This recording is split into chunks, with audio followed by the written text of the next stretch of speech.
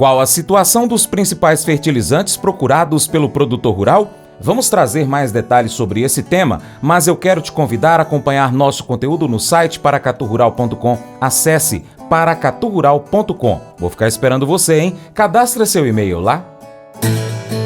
Mercado Agrícola. Os custos de produção da soja para a safra 24-25 no Mato Grosso continuam a subir.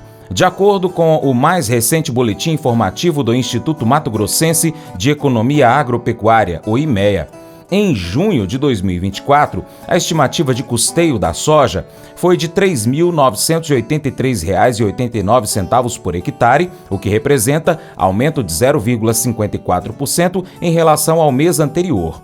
Este aumento nos custos está principalmente associado à elevação nos preços dos fertilizantes e corretivos no estado. Diante desse cenário de aumento nos custos, os produtores de soja no Mato Grosso precisarão negociar a sua produção a pelo menos R$ 95,08 a saca ou alcançar uma produtividade mínima de 52,96 sacas por hectare para cobrir o COE, conforme as informações do portal AgroLink. Esse cenário, não só para a soja, mas para outras culturas, reforça o cuidado que deve ser tomado no momento da compra de insumos. Vamos dar sequência à entrevista conduzida por Natália Fernandes, coordenadora do Núcleo de Inteligência de Mercado da CNA, com Marcelo Melo, head de fertilizantes da Stonex. Eles destacam a situação das importadoras de fertilizantes do Brasil e os preços dos principais insumos procurados pelos agricultores brasileiros. Seja por conta da demanda mesmo nacional, agora concentrada para produtores que não tinham feito essa aquisição e agora precisam fazer a aquisição? Pois é, de fato o que acontece também, vamos dizer, os grandes importadores no Brasil são as misturadoras, né? E as misturadoras, se nós voltarmos 2 ciclos para trás, voltarmos aí para a safra no ano passado, exatamente que foi plantada num momento logo depois de 2022, né, quando teve todo aquele problema, tínhamos risco de ter falta de fertilizantes, inclusive quando estourou a guerra. Então, as misturadoras acabaram tendo um ano muito ruim, porque elas acabaram sendo obrigadas a comprar a um preço muito alto e houve um atraso da compra dos produtores agrícolas e eles tiveram que vender posteriormente a um preço mais baixo. Como eu dizia, em maio do ano passado o preço estava 430 e eles tinham comprado bem mais alto, né, as misturadoras. Então isso foi um problema e talvez por isso também, esse ano as misturadoras também atrasaram um pouco as compras dela, né, e isso está ajudando também os preços a subirem. Isso não significa, na minha opinião, que vai faltar fósforo no Brasil, porque agora o line-up está bem alto, as importações também estão recuperando e nós ainda temos aí mais 60 dias até de fato está começando o plantio. Então estamos bem, não vai ser problemático, mas isso pode estar ajudando os preços a subirem. Mas como eu disse, o Brasil quando compra agora nessa época do ano, ele é muito grande e ele realmente força o mundo todo a subir o preço e está subindo, né? A pena é que a soja está no lado contrário, então isso vai atrapalhar as relações de troca que a gente vai conversar daqui a pouquinho. Então, mas essa é a leitura do fósforo, né? Se nós pegarmos o potássio, de certa maneira, que é outro, vamos dizer, macronutriente bem importante para o plantio da safra verão, ele está no sentido inverso.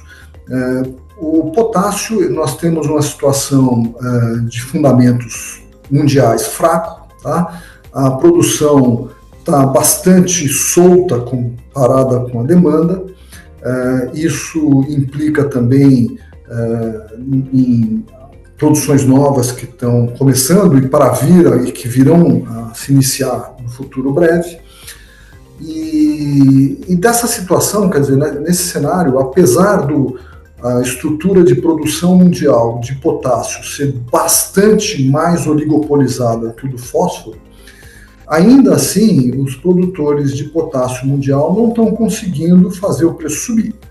O preço está baixo, o preço vem baixo, veio caindo ainda até março, mais ou menos. A partir de março ele ficou razoavelmente estável até agora, A chance de aumento de preço, se houver, é muito pequenininha daqui até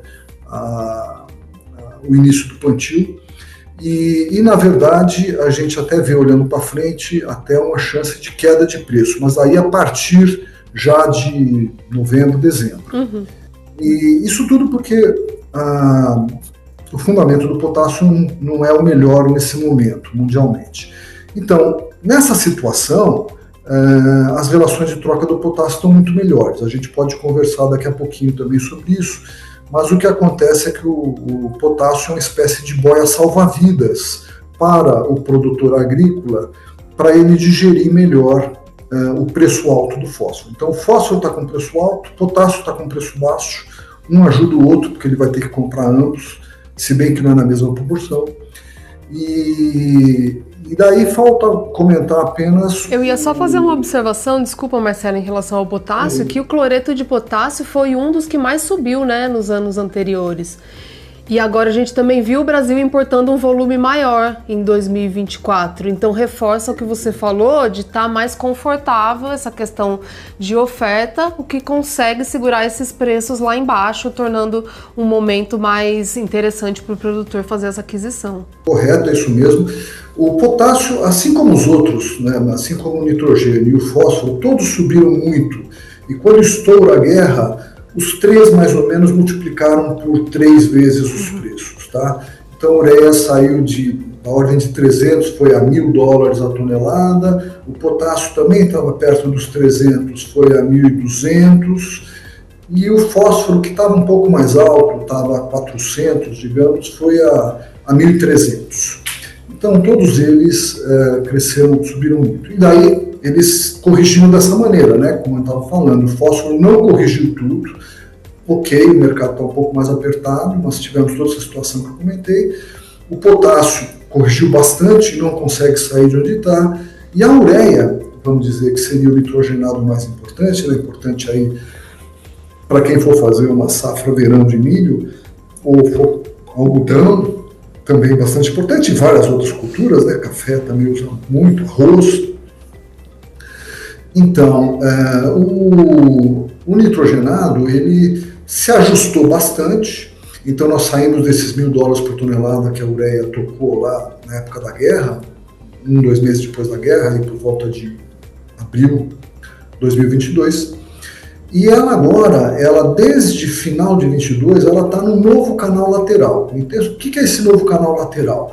Ela varia entre um preço mínimo de $300, mais ou menos, tá? Pode vir a 290, 310, mas vamos dizer aí, ela tem um suporte perto dos $300 e ela tem uma resistência perto dos $400. É bastante a diferença, $100 em 300 é 33%, e ela é muito divertida, a ureia, porque ela é muito volátil mesmo, não só para aplicar, né, que a gente aplica, se não chover a gente perde a ureia, mas ela também é muito volátil em preço.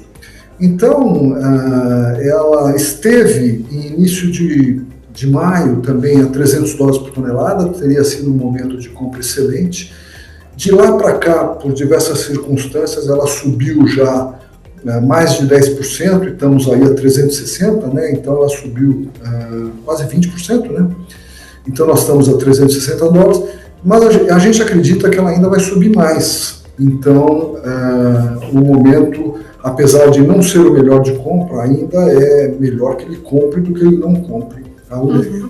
E aí, fechando essa questão de preço, você citou, né? Que bom que a maior parte deles não tem tido um incremento muito significativo ou não estão com uma tendência tão expressiva de alta que dá um alívio para o produtor, mas só isso não é suficiente, porque para o produtor importa também por quanto ele está vendendo a sua produção. E aí a gente entra, como fica o resultado para o produtor olhando para as relações de troca das principais atividades agrícolas, que pelas até as análises que vocês divulgam, né, da Stonex que a gente acompanha, a gente vê uma piora das relações de troca, um momento desfavorável, inclusive num movimento inverso para esse período do ano, e acima da média dos últimos anos. Então, realmente, agora, um momento bastante desfavorável. E eu queria que você comentasse o que você destacaria, principalmente, desse momento agora e em relação às decisões que foram tomadas pelo produtor ou que venham a ser tomadas. Então, eu acho que esse é exatamente o ponto, a relação de troca. Vamos começar pelo fósforo de novo. O fósforo, nessa situação em que o fósforo está subindo, está forte, e ele pode subir mais ainda, acho que não cheguei a dizer, eu acredito que daqui até final de setembro, meados de setembro, quando vai começar o plantio, nós já subimos 10% e nós podemos subir ainda mais uns 5% ou mais, quer dizer, a gente ainda pode subir mais uns $50, chegar aí perto dos $680. E por outro lado, a soja, hoje de manhã, já é o terceiro dia que nós estamos no primeiro contrato Chicago Board of Trade, que é o contrato contínuo que a gente chama, abaixo de $11 por bushel. Nós estamos aí chegando a 10,70, 10,80 e estamos por aí. O milho pior ainda, comparativamente com a soja, o milho está mais baixo ainda, o milho estava abaixo de $4 por bushel também em Chicago. E todas essas cotações acabam refletindo no Brasil, né? Com algum prêmio, com algum basis, às vezes abaixo dos Estados Unidos, às vezes acima, mas obviamente eles compõem parcela importante da formação de preço no Brasil. Então o que acontece? As relações de troca estão ruins. Para o milho estão péssimas, elas estão aí dentro da faixa de fósforo para milho, nós estamos dentro da faixa de 10% piores relações de troca dos últimos 5 anos, o que é ruim, obviamente, mas para o produtor americano, que é imenso produtor de milho, né, produz 3 vezes mais milho que o Brasil, é um desastre, né? E para a soja estão bem ruins também, nós estamos bem dentro da faixa que a gente chama as 30% piores relações de troca dos últimos 5 anos para a soja, MAP para a soja. Nos Estados Unidos, igual, a mesma situação. Então, de novo, falando da boia salva-vidas que eu já tinha mencionado, o cloreto de potássio, tanto para o milho quanto para a soja, está exatamente na posição inversa. Nós estamos aí muito próximos, apesar do preço baixo dos grãos, das cotações baixas em Chicago, nós estamos muito próximos dos 10% melhores relações de troca dos últimos 5 anos. Não dá para nós fazermos uma conta aritmética, porque você acaba usando mais fósforo do que potássio, e cada região é um pouquinho diferente da outra, mas ela ajuda o produtor rural brasileiro a digerir o preço do fósforo que está bem alto, né? Não dá para ele ficar contente, né, dizer que ótimo, eu vou ter uma rentabilidade fantástica, mas é convivível, né? E essa foi a situação do produtor americano também. Na verdade, lá isso ocorreu aí no começo do ano exatamente nessa situação, né? E depois, a partir de março apenas, que os preços caíram muito nos Estados Unidos e não caíram aqui a partir de então, mas isso é uma realidade que já aconteceu, né? Então, colocando esses dois parâmetros, eu acho que, como o potássio, eu não vejo o potássio subir, se subir vai subir muito pouquinho, mas o fósforo, sim, o fósforo ainda pode subir um tanto. Eu acredito que, apesar das relações de troca, então, não estarem muito favoráveis, é melhor que o produtor agrícola compre agora, tá? Na verdade, acho que até o melhor momento de compra, como ele disse, olhando para trás, a gente vê claramente o melhor momento de compra de fósforo foi início de maio, meados de maio. Naquele momento a gente não sabia, né? A gente presumia, mas não sabia. E, de fato, isso ocorreu. E para o potássio, também, de certo modo, pelo assunto juros, mas o potássio começou a vender muito bem a partir de março, e tudo bem, pagou um pouquinho mais de juros, mas está ótimo, foi um bom momento de compra e tem sido, e segue. Então, quem não comprou, a recomendação é que compre, porque senão ainda vai pagar mais caro, né? E a última análise que faltou fazer sobre relações de troca é sobre o nitrogênio. E o nitrogênio, ele é um mercado muito pulverizado na estrutura de produção e realmente ele vamos dizer, reage muito à oferta e demanda mundial. Então, nesse momento, é um momento de menor demanda mundial, o nitrogênio devia estar baixo, mas ele não está, porque nós estamos tendo problemas sérios de produção no Egito, que é um país importante, e isso está conturbando o preço internacional. E também a Índia, que é um grande comprador mundial, está tentando comprar, não está conseguindo, então está toda uma briga aí no mercado. E os preços estão, como eu mencionei, na faixa alta desse canal lateral.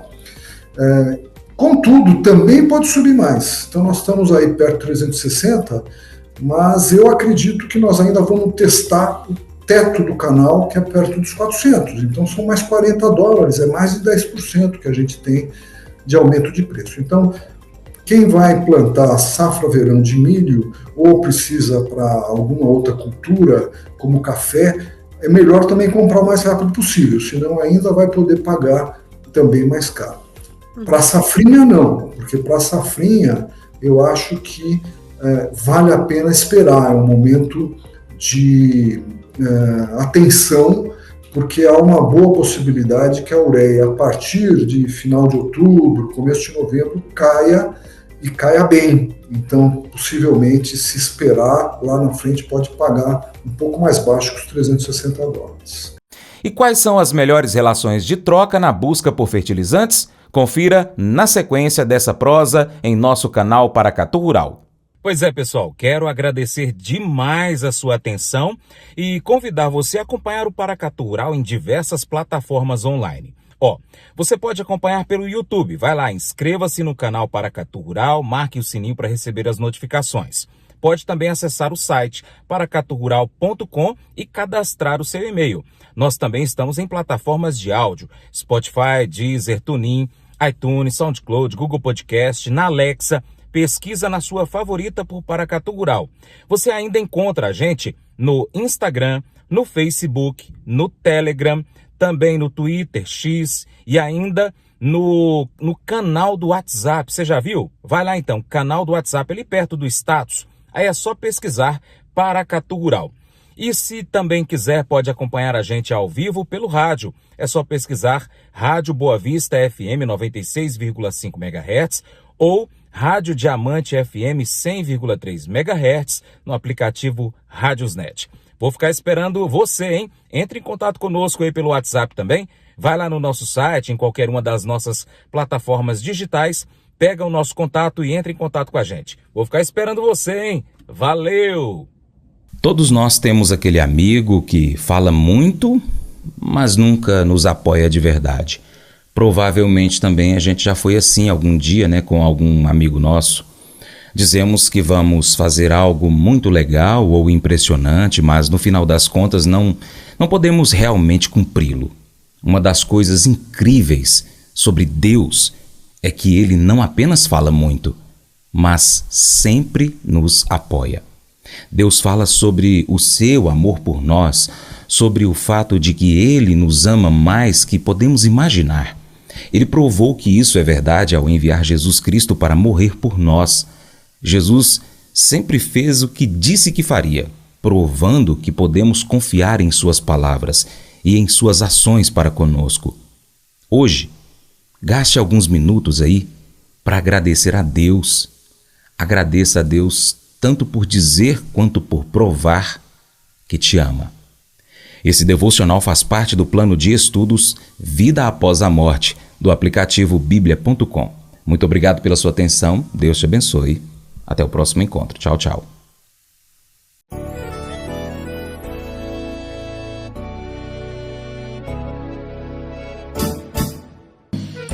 Acordo de manhã para prosear no mundo do campo, as notícias escutar. Vem com a gente em toda a região com o seu programa Paracatu Rural. Tem notícias, informação e o mais importante, sua participação. Programa Paracatu Rural. Programa Paracatu Rural.